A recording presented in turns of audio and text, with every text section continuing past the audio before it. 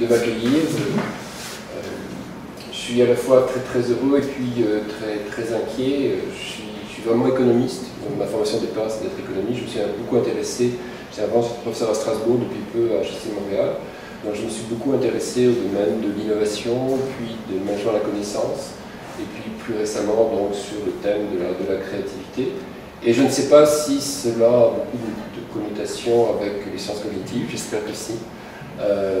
Mais je vais être amené à dire des choses soit complètement triviales, soit complètement naïves pour vous, soit peut-être complètement ésotériques. Donc, veuillez m'en excuser d'avance. Mais je suis assez content d'avoir joué ce dialogue pour voir qu'il y a plein de questions qu'on se pose et qu'on est pour l'instant pas capable de résoudre. Le plan de ce que je vous propose est le suivant, c'est de s'interroger sur la notion de territoire créatif. C'est un thème qui revient aujourd'hui beaucoup dans la littérature à la fois d'économie géographique, beaucoup dans la littérature sur les politiques des territoires. Donc c'est un thème récurrent qui est aujourd'hui très fort. Et donc j'aimerais vous mettre cela en contexte en parlant un tout petit peu de la manière dont nous voyons l'économie créative. Qu'est-ce que c'est que l'économie créative? Pourquoi ce mot économie créative qui semble occuper beaucoup de place aujourd'hui sur le territoire de l'économie du management? Et puis, donc ensuite, j'aimerais vous montrer un peu la manière dont on a développé le regard sur la ville créative. J'aime pas trop utiliser le mot ville créative, qui est assez connoté, je préfère créativité dans la ligne, mais bon.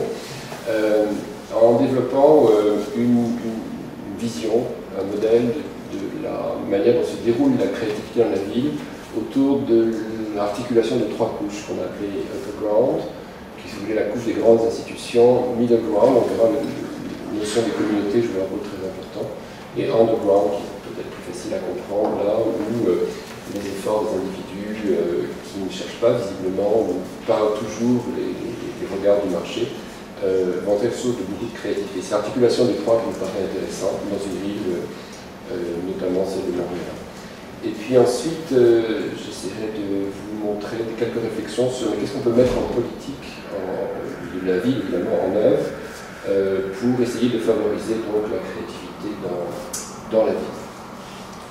Je vais aussi pas mal assis sur le cas de Montréal. On vit dans une ville qui respire beaucoup de créativité, et donc je parlais pas mal de Montréal. Et puis particulièrement, on travaille dans un groupe qui s'appelle Mosaïque à HEC Montréal, qui s'occupe de la majeur de la créativité, sur le cas des jeux vidéo, donc avec des exemples qui vont des jeux vidéo à Montréal. Les références, je vous laisserai tout ça, c'est un certain nombre. Et ces références montrent aussi une évolution. Je suis beaucoup parti d'un travail sur l'architecture de la connaissance et l'économie de la connaissance. J'ai beaucoup travaillé sur la notion de communauté de connaissances. Et puis, petit à petit, depuis ces dernières années, je travaille sur la créativité, sur l'industrie créative, et également sur donc, la notion de vie. Alors, quelques mots très rapides peut-être sur l'économie créative, ce qu'on entend par économie créative. Il y a, je ne sais pas si vous avez pu les voir, mais il y a depuis quelques années un certain nombre de rapports très importants qui viennent de sortir, notamment publiés par l'ONU sur l'économie créative. Le rapport de l'ONU que l'on peut downloader très facilement est un rapport tout à fait intéressant, écrit par une vingtaine d'économistes du monde entier, et montrant que l'économie créative est en train de prendre une place considérable dans la société et dans la manière de repenser les solutions économiques traditionnelles, en tout cas industrielles traditionnelles. Pour eux, l'économie créative, au rapport de l'ONU, c'est un peu le mariage, mais dès la conception, des activités scientifiques, technologiques, artistiques, de business model, d'environnement, qui s'insèrent dès le départ de la conception des produits, des solutions sociales.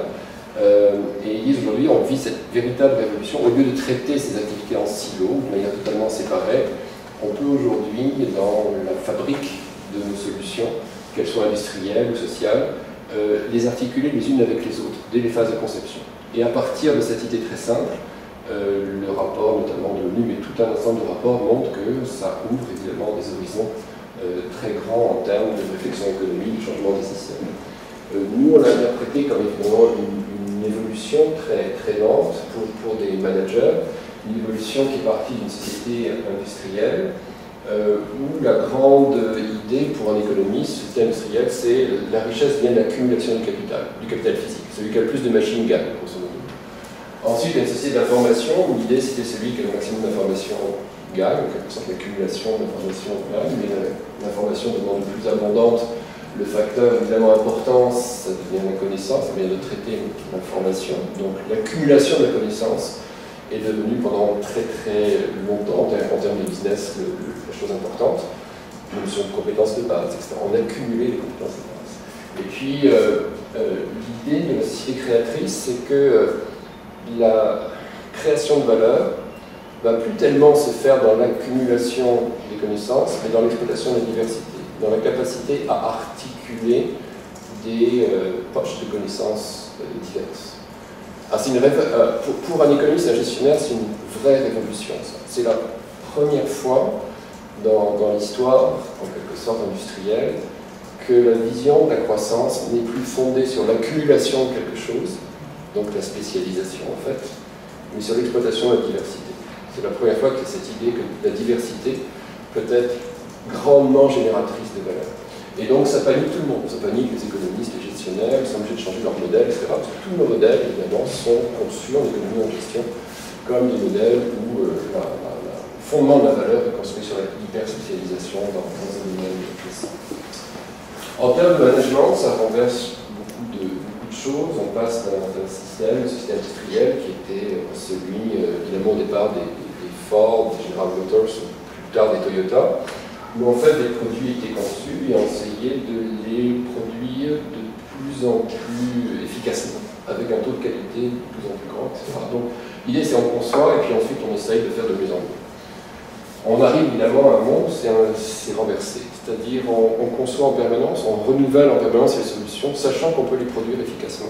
L'efficacité devient en quelque sorte deuxième niveau, et à nouveau ça modifie beaucoup de choses. En termes d'innovation, on pense que ce qui est vraiment important dans le message de l'économie créative, c'est qu'on est en train de renverser la vision du modèle d'innovation, pas simplement de passer d'un modèle qui était linéaire à interactif, pas simplement de passer d'un modèle qui était fermé à un modèle ouvert, mais surtout de replacer les lieux de création de connaissances, d'articulation des connaissances et évidemment d'organisation industrielle. Là, alors, on peut voir le modèle dans tous les sens, mais le modèle dans lequel que j'enseignais à mes étudiants, dans lequel on a évolué, c'est un modèle où, grosso modo, l'idée est la suivante. Le monde des idées est produit par les scientifiques. Le monde des idées, c'est celui des scientifiques. Le monde, évidemment, qui va prendre des idées nouvelles et les mettre sur le marché, c'est les processus d'innovation, c'est les industriels, c'est le monde industriel. Et puis, entre les deux, il y a, grosso modo, il y a le monde des ingénieurs qui est un passage obligé, puisque les idées scientifiques, on va les traduire en brevet, en appropriation intellectuelle en brevet, on va les façonner en brevet, pour ensuite pouvoir donner lieu à des processus d'innovation. Donc, l'idée, c'est on a beaucoup raffiné ça récemment, on peut faire des processus interactifs, on peut faire des interactions, c'est des processus qui sont ouverts, etc. Mais grosso modo, l'idée quand même est la suivante, c'est un modèle à 3 personnages. Et ce modèle à 3 personnages, aussi particulier, c'est que toutes les autres activités, grosso modo, qui étaient produites, une fois que les produits étaient générés, des activités de design, des activités de marketing, des activités de, tiens, business model, on va penser les problèmes d'environnement, les problèmes de réflexion sociale, de l'entreprise, etc., qui étaient repoussés ex post. Donc on accomplissait, on construisait des locomotives, etc., des trains, des voitures, tout ce qu'on veut.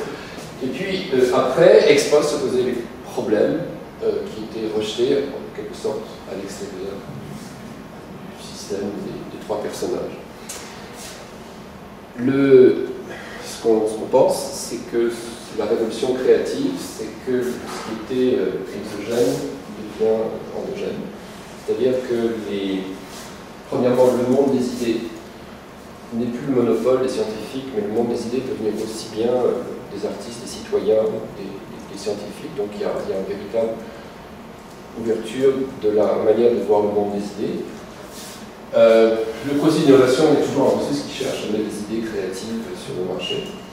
Mais la place centrale n'est plus l'invention de l'ingénieur, c'est plus le monopole de l'ingénieur qui est la créativité, mais que les processus créatifs résulte d'une étroite imbrication d'aspect design, de business model, d'aspect artistique, d'aspect évidemment scientifique qui reste très important, d'aspect technologique, d'aspect de responsabilité sociale, etc., qui sont impliqués dans la fabrication des solutions.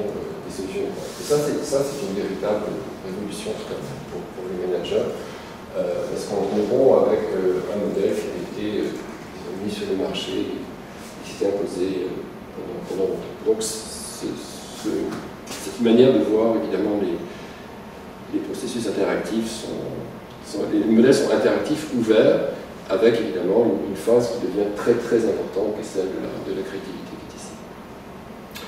On peut prendre alors énormément de solutions modernes, iPad, le Bixi, le tram à Strasbourg, qui est un très bel exemple. Où le mot important, c'est pas la créativité, c'est les créativités, c'est-à-dire qu'il y a plusieurs choses qui s'intersectent pour arriver à faire une solution nouvelle, qui va encore de toute façon évoluer en permanence, c'est cette idée d'évolution en permanence. Si on prend simplement le Bixi, c'est quelques brevets nouveaux, il y en a quelques-uns, l'énergie solaire, c'est le mécanisme de grillage, etc. Donc il y a évidemment une aspect esthétique qui est due à Michel Dallaire, le boomerang, etc. Et puis ça, c'est supposé être un orignal. Donc c'est un mariage entre le nouveau monde, enfin bon bref. Il y a quelque chose, artistiquement, il y a quelque chose de très fort, et puis surtout, évidemment, c'est un modèle d'affaires nouveau, c'est-à-dire que le modèle d'affaires est une nouvelle manière de circuler en ville qui est proposée. Ce qui est important, c'est l'implication des trois, c'est-à-dire l'implication dès la phase de conception. Alors, je ne sais plus ici, mais je peux prendre plein d'exemples très modernes aujourd'hui de ce que sont des objets créatifs. On le voit créatif, c'est pas simplement donc une invention scientifique qui évidemment fait la différence. On peut prendre tous les objets de Steve Jobs. La plupart des objets fabriqués par Steve Jobs ne sont pas des grandes révolutions scientifiques.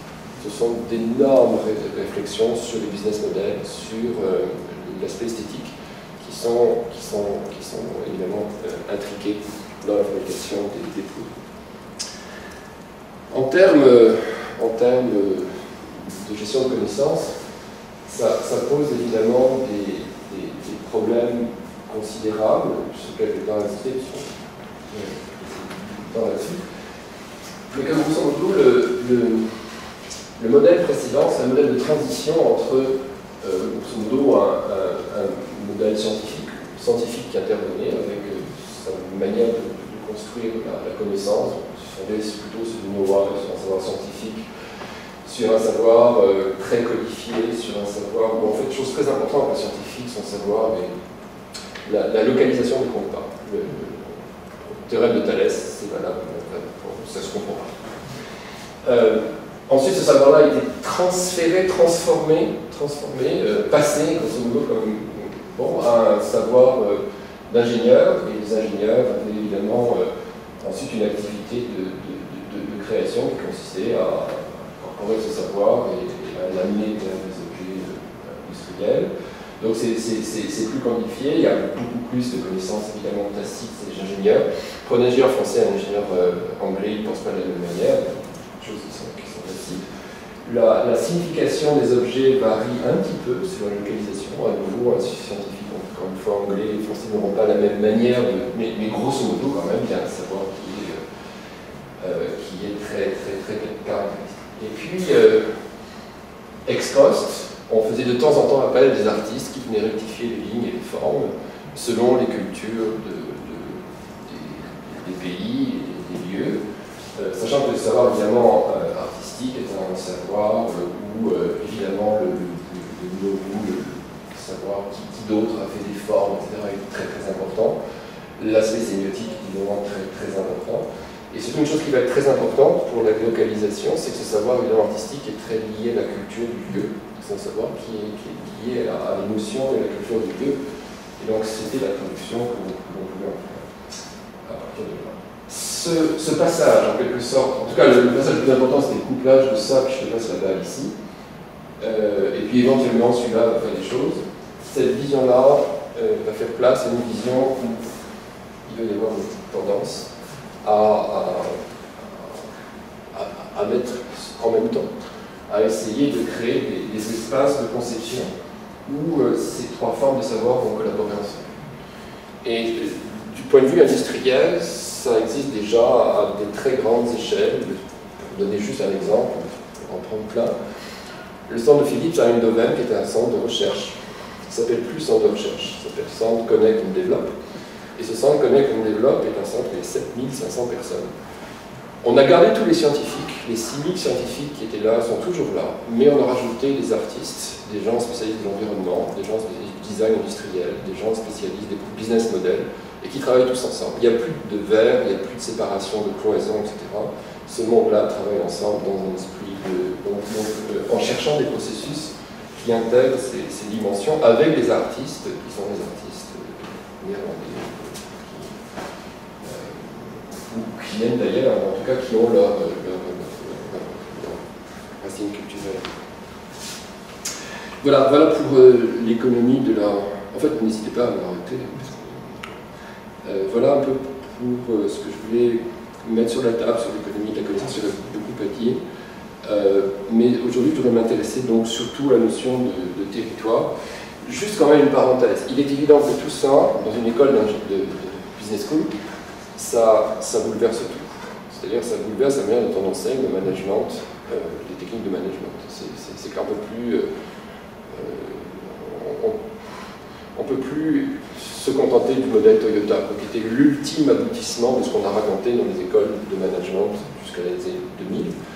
Les étudiants ne se satisfaisent plus de ça. C'est plus possible. Et donc on est obligé de repenser la manière d'enseigner le management.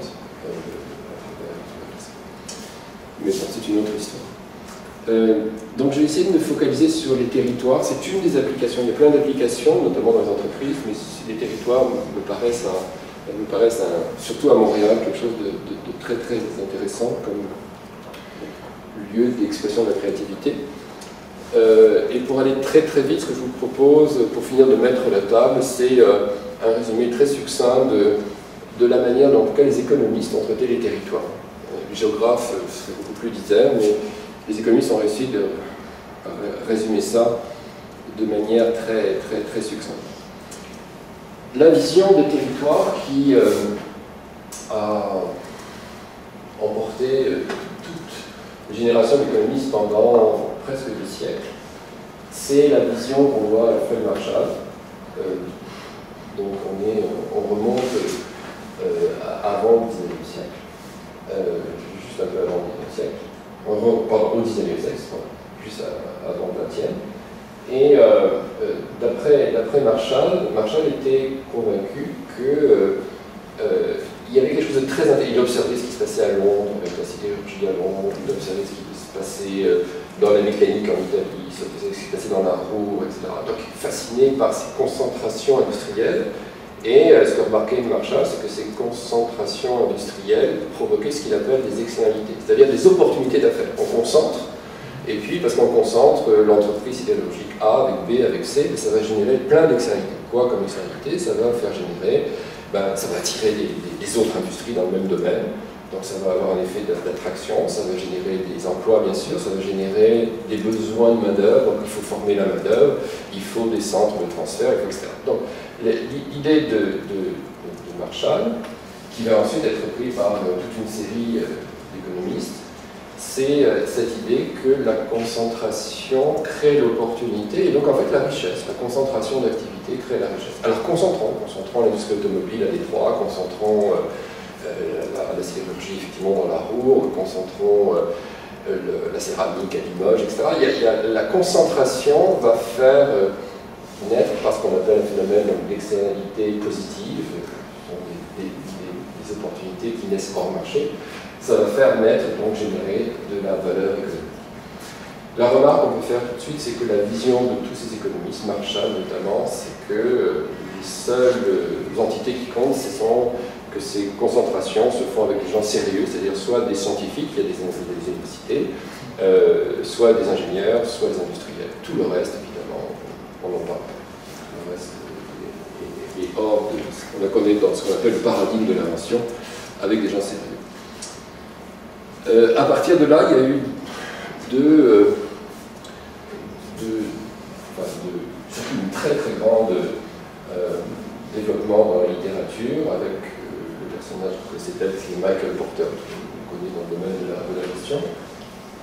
la littérature de gestion, l'idée c'est que c'est vraiment la spécialisation dans un domaine qui fonde le cluster. C'est vraiment la spécialisation à Détroit. Donc il faut rester dans l'automobile, parce que c'est cette spécialisation qui va générer toutes les externalités. Et puis, il y a une voix étonnante, une voix discordante, qui dit je crois qu'on se trompe.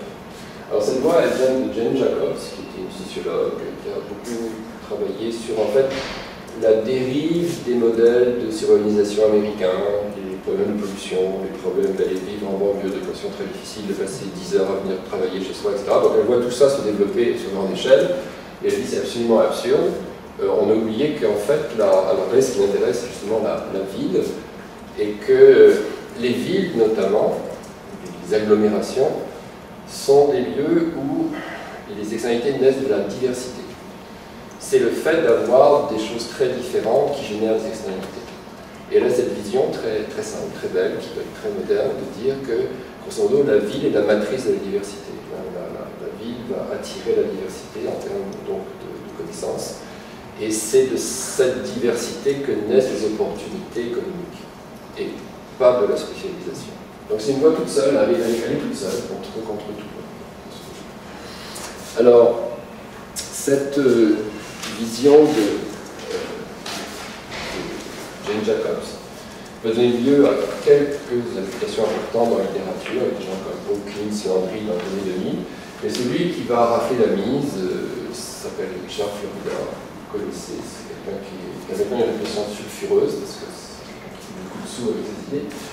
Mais grosso modo, l'idée de Florida, on va revenir parce qu'elle contient des choses intéressantes, c'est la suivante. L'idée de Florida, c'est de se dire, partant des idées de Jane Jacobs, bien plus encore, oui, c'est la diversité, mais cette diversité, elle est apportée par des talents individuels qui sont dans la ville. Si une ville est capable d'attirer des talents, des artistes, des Steve Jobs, des Bill Gates, des talents qui vont se mettre ensemble et qui vont, par leur interaction, provoquer des externalités.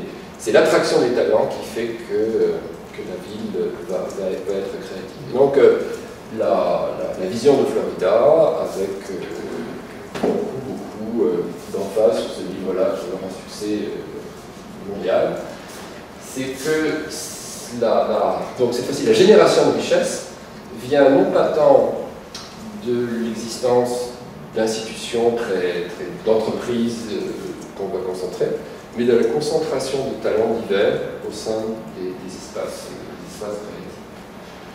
Alors ces talents, c'est quoi? C'est des talents créatifs qui sont des scientifiques, des ingénieurs, des artistes. Ce sont des gens qui créent de la connaissance ou qui résolvent des problèmes.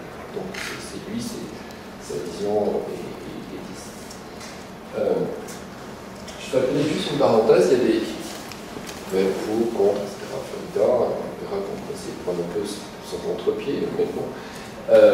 Mais il y a des choses qui sont quand même très logiques, quelquefois. Moi, je trouve que j'ai travaillé sur la biotechnologie à Montréal. Et puis, pendant qu'on travaillait sur la biotechnologie à Montréal, donc, vous savez qu'aujourd'hui ça va plutôt mal, c'est-à-dire que Montréal n'est pratiquement plus sur la carte de la pharmacie biotechnologie. Pendant qu'on travaillait, qu'on faisait des interviews, on a vu que tous les professeurs de McGill dans le domaine un par un se faisaient délocaliser à Toronto, qui leur faisaient des chèques. La ville de Toronto a débauché, enfin Toronto et Calgary, mais surtout Toronto, a débauché presque systématiquement les grands professeurs de biotechnologie de McGill. Alors, vous en débauchez un, c'est pas grave. Puis deux, c'est pas grave. Puis trois, c'est pas grave. Au bout d'un moment, on s'aperçoit que quand on débauche un prof, plus les 20 étudiants qui font des thèses avec lui, plus les relations d'affaires, plus. Bon, quand on débauche 20, on débauche quasiment 20 000 personnes de main-d'œuvre de relations qui vont disparaître. Et donc, et en plus, à Toronto, c'était une stratégie délibérée. Florida et Toronto, il avait été renommé à Toronto, il faut devenir la ville en biotechnologie.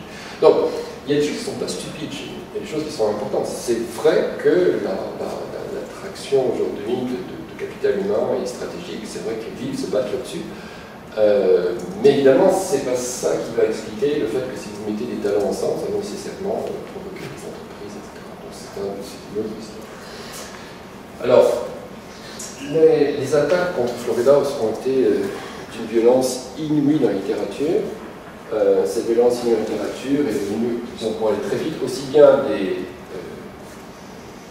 économistes, des géographes, ou bien des sociologues, ou bien des psychologues, il y a de tout le monde, de droite que de gauche.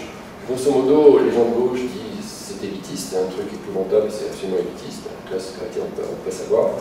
Et puis les gens de droite disent encore un truc pour faire utiliser l'argent public à faire venir des gens qui, de toute façon, sont des bobos, c'est pas très grave. Donc il y a eu une espèce de Florida et persona non grata dans beaucoup de colloques aujourd'hui. Mais il fait quand même beaucoup d'argent, ça va très bien conduire. Alors, là-dedans, on est parti de ce constat. On a beaucoup regardé Montréal, ce qui se passe à Montréal, ça nous a beaucoup inspiré. Puis on s'est dit, il y a un peu de vrai dans l'un et dans l'autre. Dans l'un, c'est-à-dire dans celui qui dit c'est la concentration d'entreprises qui crée la richesse, porteur, grosso modo. Et puis dans l'autre, c'est la concentration de talents individuels qui crée la richesse, donc Florida. Et on s'est dit, c'est bien, on peut trouver des exemples d'application de l'un et l'autre, mais il manque quelque chose. C'est évidemment pas en concentrant des talents uniquement qu'on va créer la richesse. Il faut expliquer comment ces talents créent, quel est le processus créatif donc, qui se met en place, et comment ce talent va pouvoir se répercuter en entreprise, etc. De même, dans une ville, c'est clair que les entreprises qui sont là vont avoir des effets sur la constitution des talents, attirer ces talents, les embaucher, etc. Donc il y a des liens qui se font.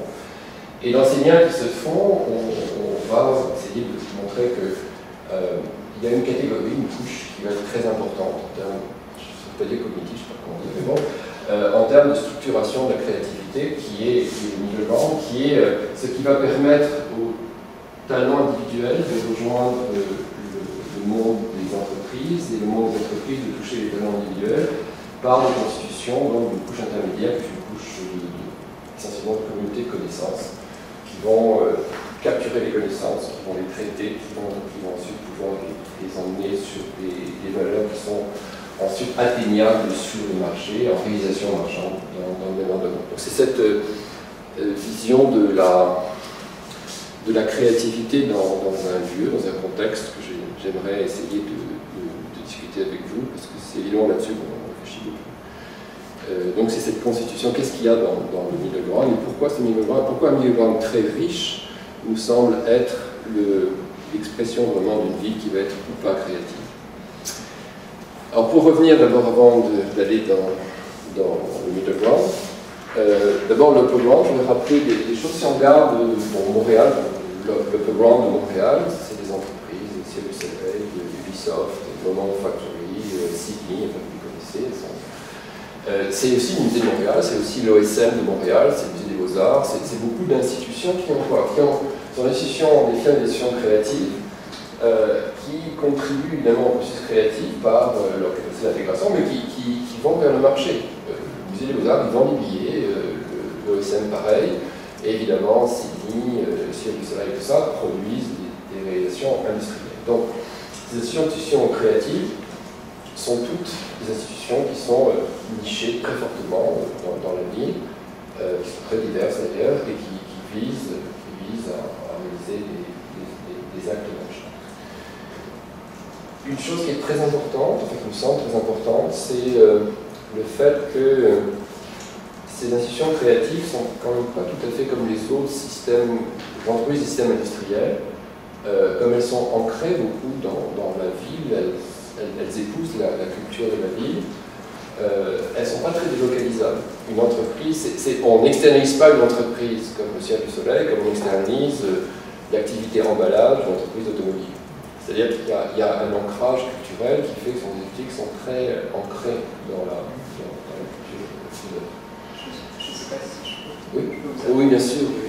Je trouve intéressant le cas d'Ubisoft en particulier, qui est une entreprise qui est née en France et qui a vraiment bourgeonné ici.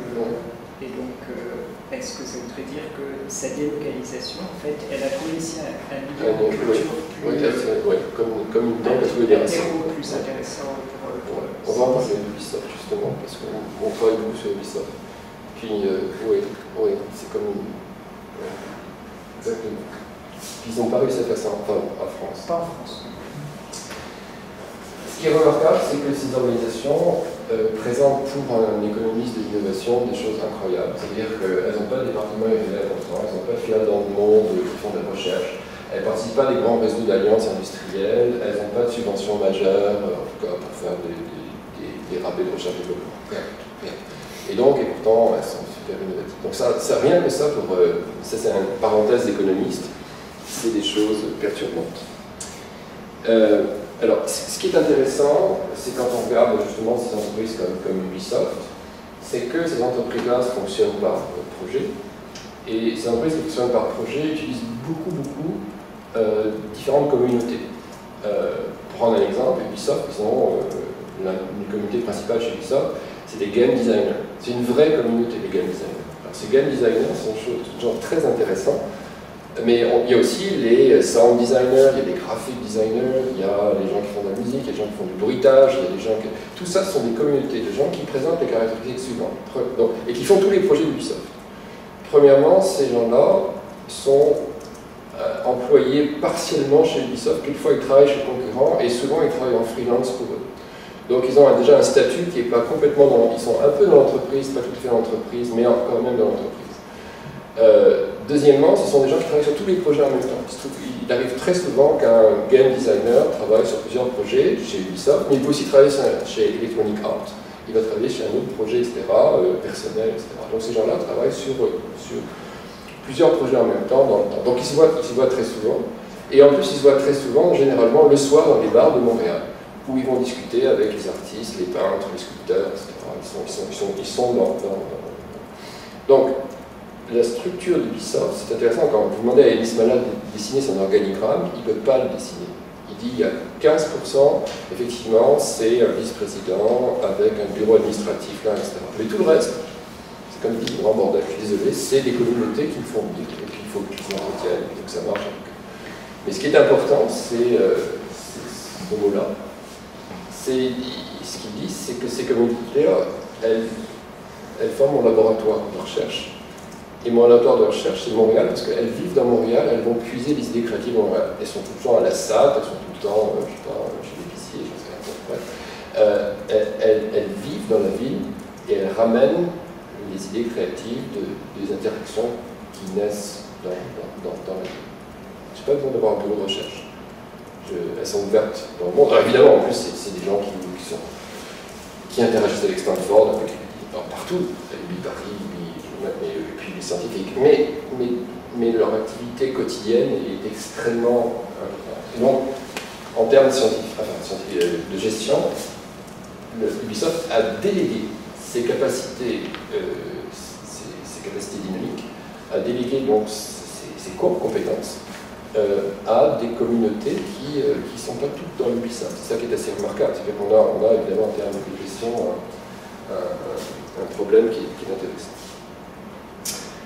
De l'autre côté, tout en bas, donc ça c'est le haut, hein, tout en bas, il y a l'underground. Et l'underground est un terrain fascinant.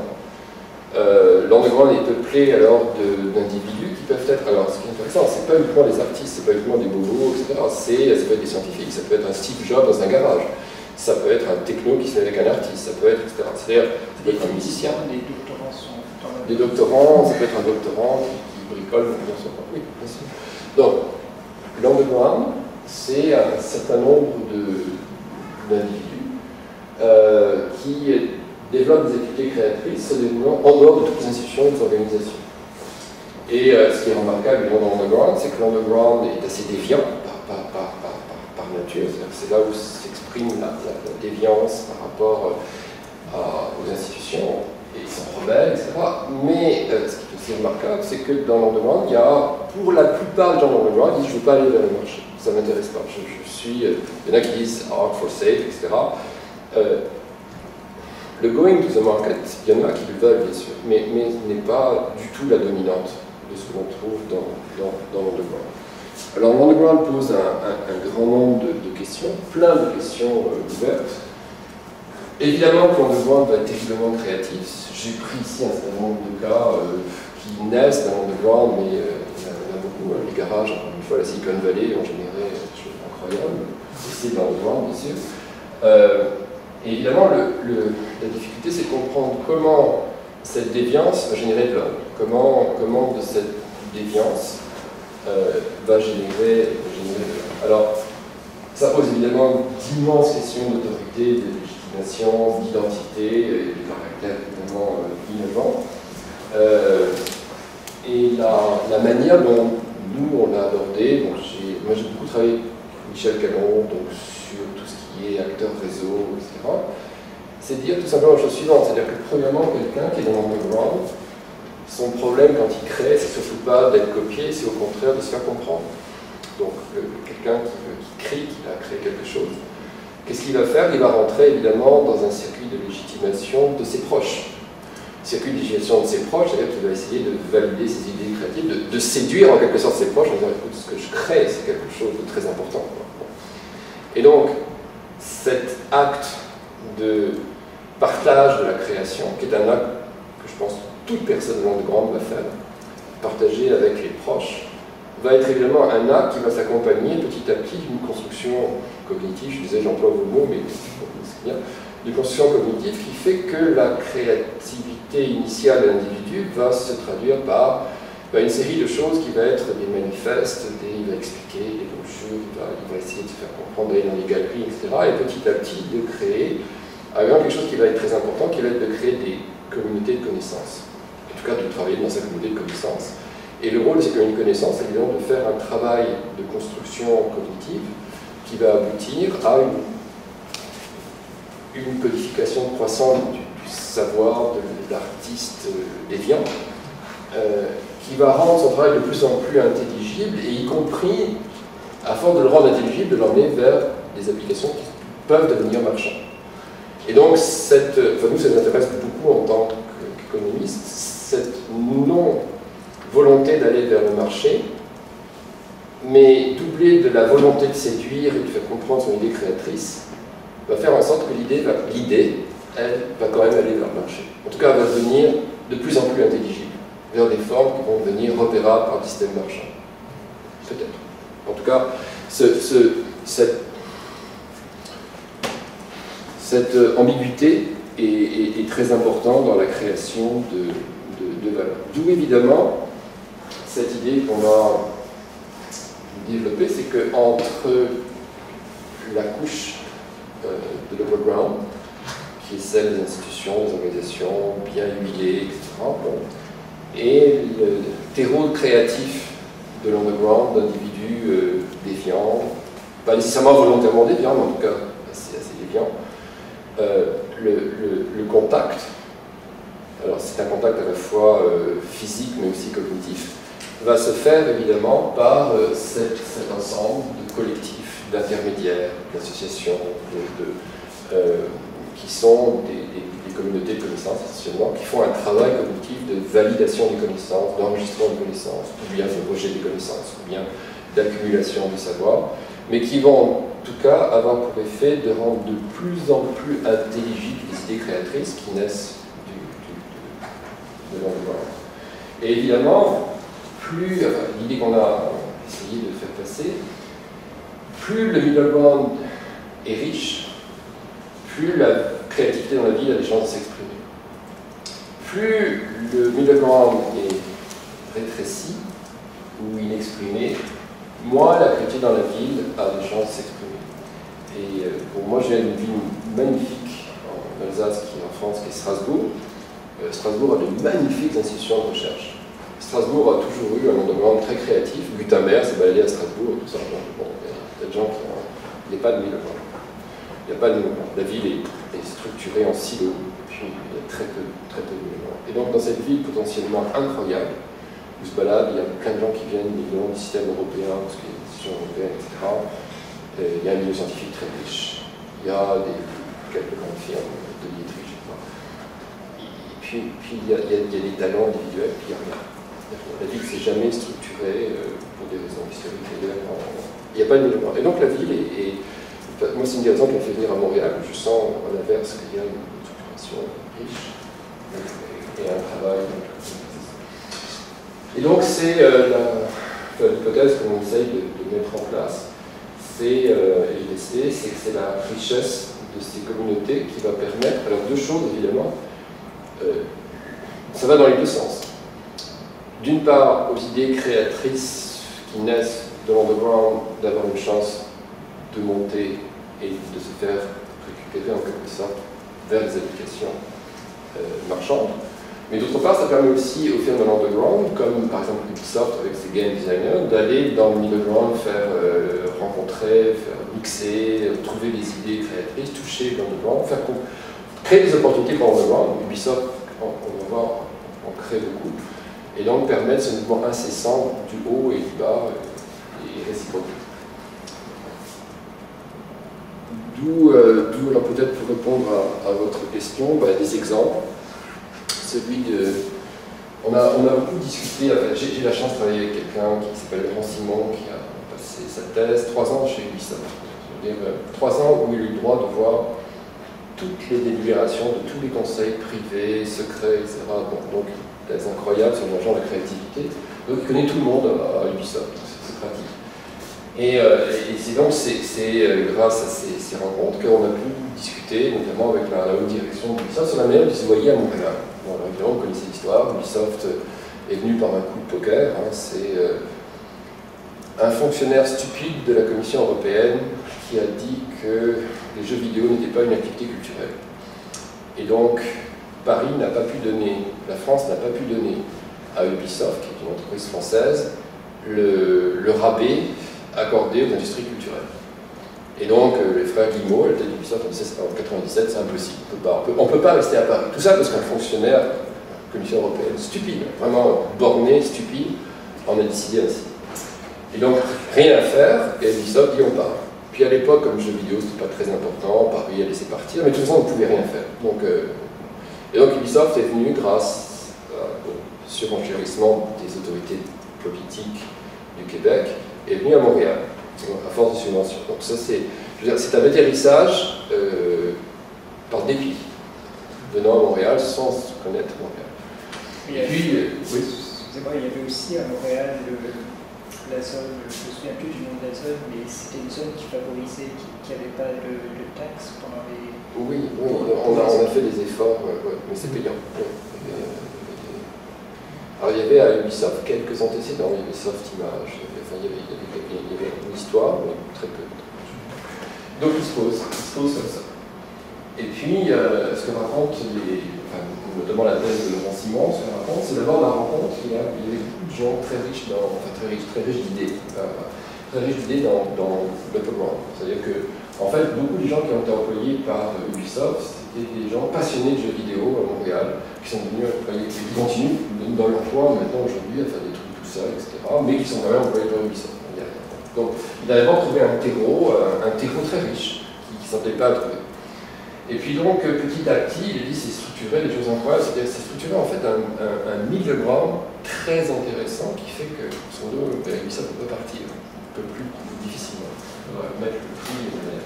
Alors c'est quoi le middle ground d'Ubisoft, vu par Ubisoft?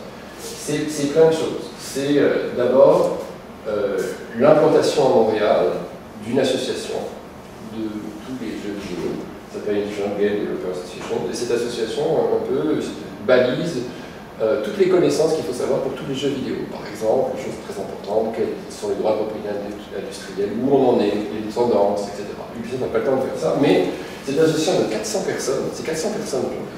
Et là, à Montréal. Et donc Ubisoft peut y accéder. Ils ont aussi évidemment développé, alors je ne l'ai pas mis ici, mais il y a aussi une autre association qui est Electronic Association, qui fait des rencontres avec tous les participants des jeux vidéo. Il y a des événements très importants. Il y a l'International Game Summit, qui est un événement qui a lieu à Montréal, qui réunit à peu près 10 000 personnes qui viennent et puis qui présentent leurs idées. Et puis ces idées-là, Ubisoft va tirer 2 ou 3 blockbusters des fois. Il y a un festival de rue qui est organisé par Ubisoft, il y a évidemment le Mine End, il y a Kokoromi qui est des sous-produits d'Ubisoft, qui sont des jeunes qui ont créé une espèce de jeu vidéo très rapide, très simple, et qui élabore les règles du jeu. Alors c'est une association, c'est un groupe de jeux vidéo.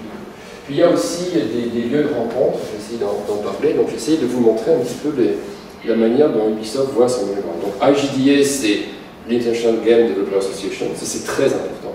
Ça s'est établi à Montréal et c'est une association extrêmement importante qu'on oublie, mais qui joue un rôle de fixation extraordinaire des firmes de l'Open Ground. L'Alliance numérique. L'Alliance numérique est aussi à Montréal, et cette Alliance numérique à Montréal, elle a pour but justement de favoriser les rencontres, d'organiser des colloques, d'organiser des événements avec, je crois, des TED, etc. Chose très importante, la SAT joue un rôle de rencontre très important. La SAT, qui est pas loin d'ici, joue en particulier pour Ubisoft. Les gens d'Ubisoft ne ratent jamais un Pecha Kucha de la SAT. Pecha Kucha, ce sont des endroits où les artistes, les technologues, les technogeeks, les informaticiens, les scientifiques viennent présenter à raison de 20 slides, 20 secondes par slide, 6 minutes 40, leur idée créatrice. Ça a lieu le mercredi soir, le vendredi soir. Il y a tout le temps quelqu'un d'Ubisoft. Et ce qu'il dit, c'est qu'à la SAT, on a appris plein de choses. Mais même les rencontres de l'IGDA se font très régulièrement. Très régulièrement, voilà, à la SAT. Oui. Donc, pour eux, la SAT, c'est sacré. C'est absolument sacré. C'est un lieu sacré où ils ont fait le bilan de toutes les idées qu'ils ont attrapées à la SAT. C'est impressionnant. Il y a un tableau chez Ubisoft en disant voilà ce qu'on a attrapé à la SAT. C'est hallucinant. Hallucinant. Le nombre d'idées créatrices qui ont été... On n'a pas besoin d'aller, je suis désolé, sous-traiter tout le temps avec le laboratoire de Grenoble, de je sais pas quoi. On va à la SAT. Et là, on écoute, on regarde, et éventuellement, si ça marche bien, on va prendre un pouls ensemble. Évidemment, l'International Game Summit, qui est aussi important, il y a Cocoromu, etc. Et donc, cette richesse, en quelque sorte, du background, fait, encore une fois, plusieurs choses. Ça permet aux gens de l'underground de descendre leur idée créatrice, d'aller les tester, d'aller les valider, etc. Ça permet évidemment aux idées de l'underground de remonter et de trouver des formes de validation, de reconnaissance, en disant ça c'est intéressant, on va tester ça chez nous, etc. Donc cette richesse-là va évidemment permettre les rencontres créatrices. Donc,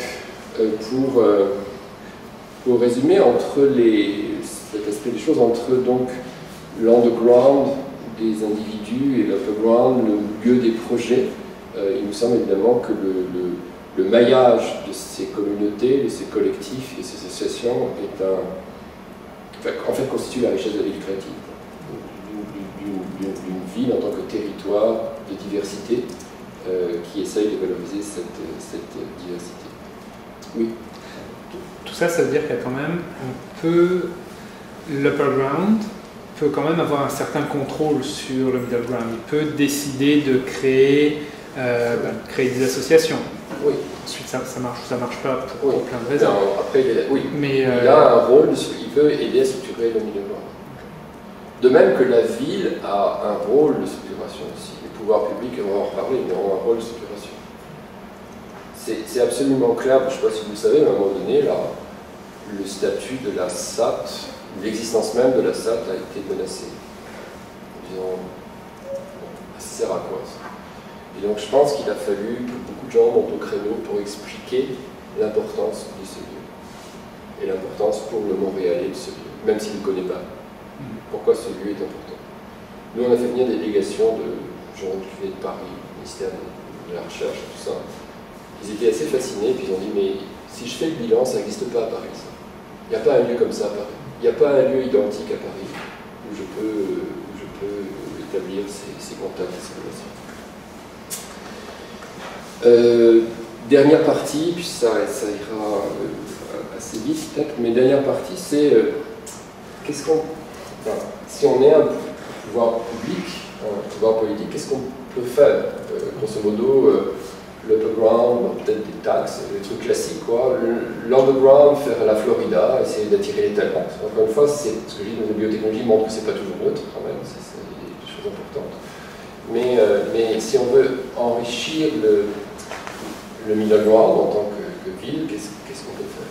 Alors on s'est ici appuyé un petit peu, bien sûr, sur les notions de Naka, Takashi, mais surtout de bas, qui vont suivre dans les années 2000, avec Niagara Kono, etc., de bas, et montrer qu'effectivement, pour rendre un upper ground dynamique, pour essayer de dynamiser, il fallait essayer de jouer à la fois sur un certain nombre de concepts qui nous semblent importants. Et ces concepts sont les suivants. D'abord, il faut activer des places. En anglais, je préfère utiliser le mot anglais ici, parce qu'en français, des places manquent. Places, donc des endroits physiques où les gens se rencontrent, où des communautés se rencontrent, où on favorise les lieux de rencontre au sens physique du terme, pour provoquer évidemment. Alors, évidemment, la SAT est un exemple, mais est-ce qu'il y en a d'autres? Il y en a d'autres, mais pas beaucoup. En fait, il y en a, mais pas tant que ça. En plus, Montréal n'est pas, par exemple, sur le terme de précise, n'est pas une ville où il y a énormément de places où les gens vont se rencontrer naturellement. Ville-Marie, ok. Bon, ouais. Pas tellement, oui. Mais par contre, il y a beaucoup de lieux informels, beaucoup plus. Oui, alors il y a plein de petits cafés, bars, machin. Oui. Il n'y a pas de grands. Oui. C'est ça qui fait la oui. Ce qui fait Montréal, je suis tout à fait d'accord. Il y a plein de petites places, mais il n'y a pas de ramblas, il n'y a pas de. Voilà, il n'y a pas de grands. Oui, mais il y a plein de petites places. C'est les grandes richesses de Montréal, c'est une multitude de petites places. Mais il n'y a pas de grands. Je veux dire, on va faire une grosse manifestation à Montréal. Quelqu'un que je sais Montréal va à Sainte-Justine, c'est un peu stupide. Je veux dire, c'est ça. Où est-ce qu'on va? En tout cas, il y a beaucoup. Deuxièmement, il faut des spaces, et là, c'est vraiment des espaces cognitifs. Il faut qu'il y ait dans la ville des espaces cognitifs qui produisent de la connaissance, mais une connaissance qui rayonne dans le monde, c'est-à-dire pas simplement sur elle-même dans un lieu donné. C'est-à-dire qu'il faut des débats interactifs, au sens d'agora interactive avec le monde, donc des espaces cognitifs qui permettent, qui font que la ville a des lieux de production de connaissances qui sont validés. Je sais pas, il y a McGill, le CAM, le HEC, mais il y a l'OSM, il y a des lieux de production, il y a ce que fait Mutech, etc. Il y a des lieux de production qui sont très importants et qui rayonnent dans le monde. Et ces lieux-là sont évidemment très, très importants. Il faut aussi organiser il faut qu'il y ait des événements au sens de Harald Battels de Toronto, ce ne sont pas simplement des endroits qui vont permettre à l'activité touristique de s'exprimer et puis d'avoir des nuits d'hôtel. Les événements, pour lui, sont des événements qui vont créer à la fois ce qu'il appelle du buzz et des global pipelines. Du buzz, ça veut dire local buzz, il va y avoir un buzz local au sens de construction cognitive très importante locale, d'émission d'idées, etc. Mais en même temps, ça va permettre, donc, comme ces événements font venir les gens du monde, ça permet de connecter ce lieu avec des gens qui sont venus et qui vont établir des pipelines. Je ne sais pas si vous invitez quelqu'un, je ne sais pas, il y a Boconi qui va venir, et puis un tel, vous allez créer des global pipelines à partir de votre buzz. Le buzz n'est pas simplement, encore une fois, des nuits d'hôtel, c'est beaucoup plus, c'est un construit cognitif qui est fondamentalement important, construit à travers des événements. Et puis des projets c'est évidemment des projets qui vont impliquer les populations locales, les communautés locales, à travailler ensemble sur des projets construits, c'est-à-dire pas simplement tester des assemblées de citoyens pour savoir s'ils veulent le travail ou pas, c'est aller beaucoup plus loin, c'est-à-dire mettre les citoyens en condition de produire vos produits. D'une certaine manière, par exemple, il n'y en a pas beaucoup non plus à Montréal.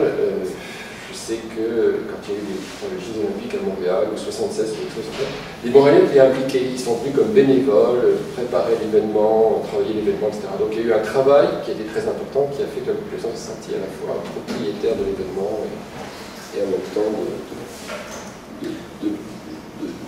du projet. Donc, oui. Juste sur le transparent précédent, est-ce que on ne peut pas faire... J'essaie de voir l'analogie avec le milieu scientifique et j'arrive pas à voir où ça casse. C'est-à-dire qu'il y a des événements, des moments de rencontre, des colloques, congrès, conférences. Il y a des places, les universités, des laboratoires de recherche. Il y a des spaces aussi, des associations comme l'I3E par exemple. Il y a des projets évidemment. Est-ce que c'est juste une similarité de surface? Est-ce qu'il y a des choses plus fondamentales qui font que... Je pense que le milieu scientifique, tant mieux qu'il y ait. bien organisé, enfin qui est fait pour que la créativité soit très grande, lui est bien organisé. Le problème ici, c'est qu'est-ce qu'on peut faire à l'échelle d'un territoire. Donc, je pense que le milieu scientifique est un milieu qui est bien organisé, enfin qui a son mode d'organisation. On va effectivement retrouver ça assez facilement. Et d'autant plus, il y aura d'autant plus d'événements, d'autant plus de spaces, etc., que l'entité de recherche va être riche, donc à l'entité de recherche. Donc je crois que le milieu scientifique est lui. Le problème, c'est des territoires. Quand on est à l'échelle de territoire, on s'aperçoit que tout ça n'est pas toujours aussi riche, aussi réfléchi en tout cas.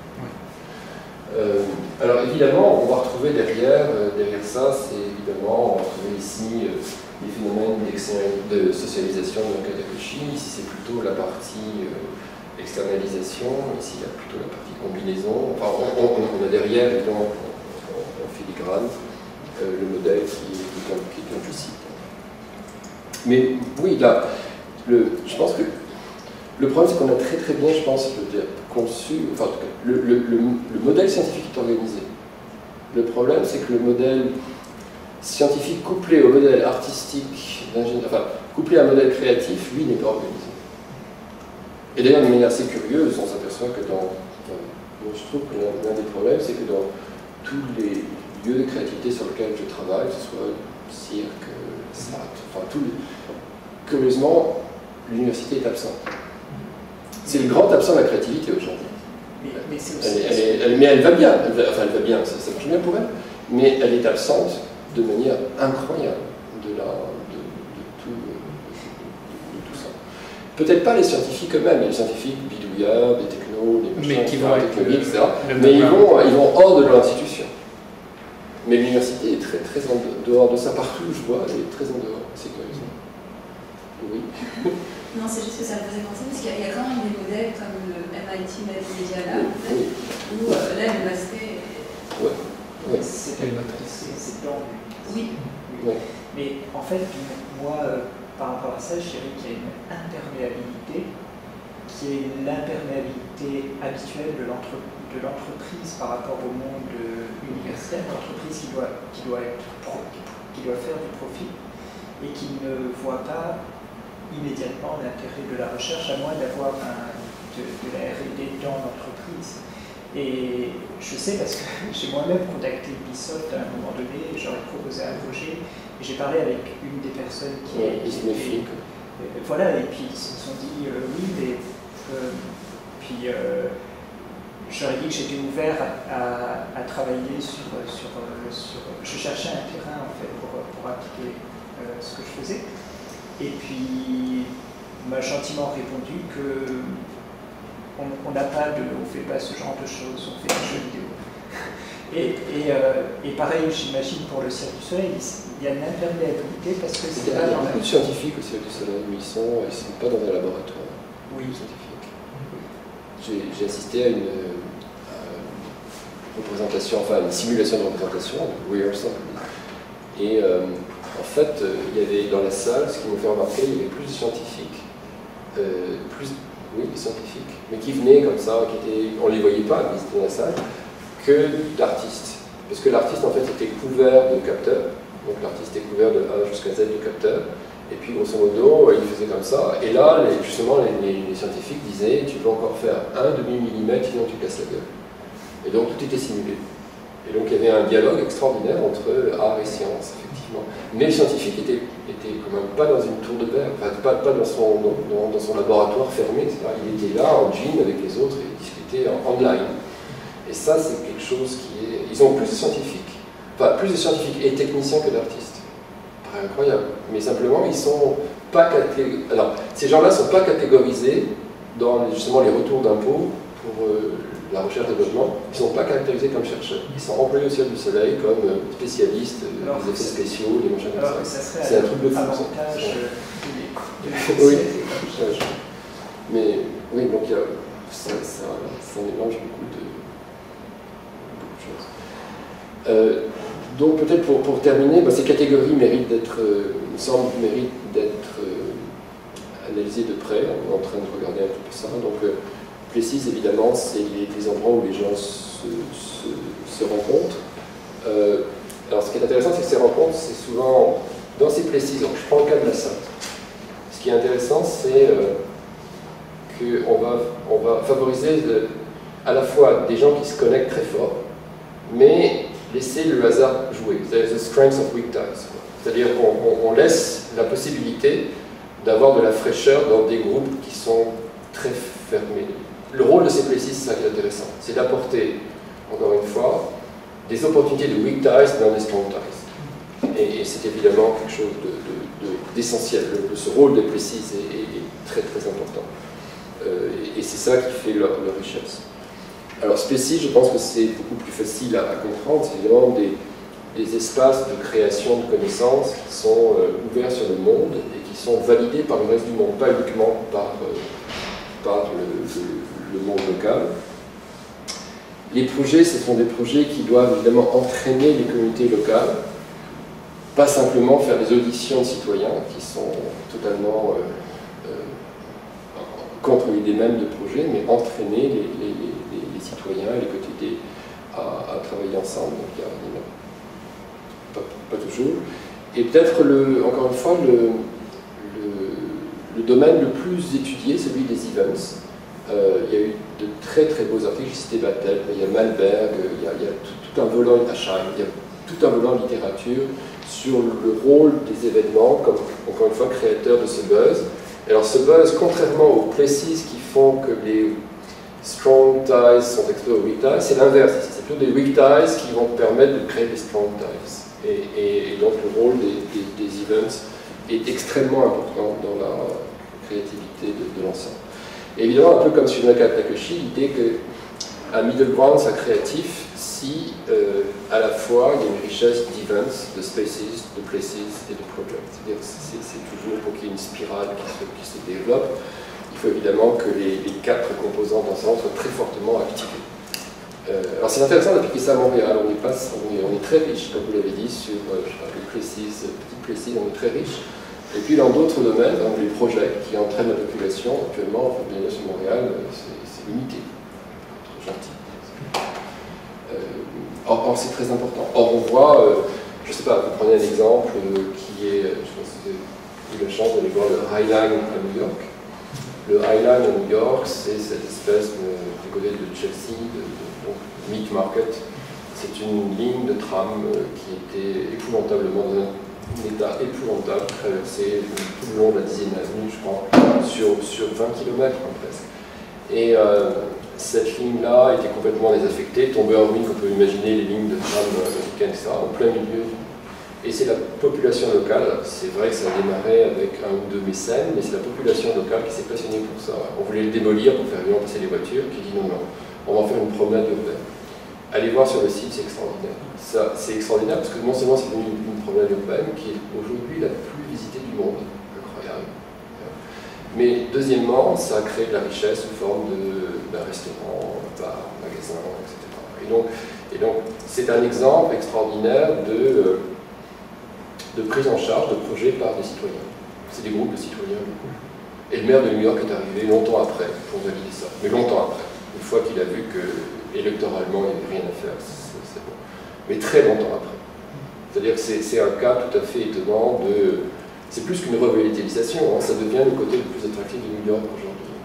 C'est plus qu'une revitalisation, c'est l'énorme port New York qui s'est fait transformer par une énergie de collectivité, de citoyens locaux. Je pense que ça peut être highlight, c'est très documenté, c'est absolument passionnant. Et là, ils refont pousser des herbes originales des États-Unis, enfin j'en trouvais à l'époque, etc. Tous les délires.